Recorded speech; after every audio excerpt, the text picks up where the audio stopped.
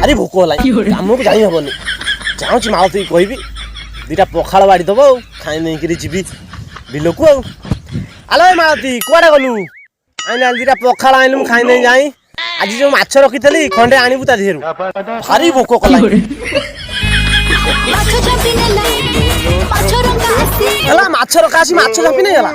ଆରେ ତତେ ଝାପି ନେଇଗଲାନି ତୁ ରହିକିରି କଙ୍କାର ନିହାଲ କରିବୁ ବାଡ଼ି ଖାଇ କହିଲା ମାଛ ରଖା ଆସି ମାଛ ନେଇଗଲା ତତେ ନେଇଗଲା।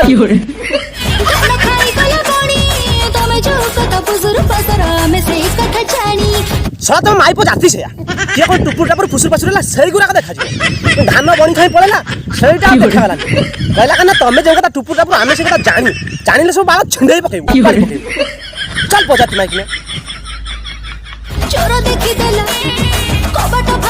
କଣ ହେଲା ଚୋର ଦେଖିଦେଲା କବାଟ ପାଖରେ? ଆରେ ଭଲ ହେଇଛି ଚୋର ଦେଖିଛି ତତେ 100 ଥର କହିଲେ ଯାହା ଘର ଭିତରେ କରିବୁ କବାଟଟା ଆଉ ଦେଇକିରି କରିବୁ ସବୁବେଳେ ଫାଙ୍କ ବେଲା କରୁ ଚୋର ଦେଖିବନି କଣ ତ ଭୟ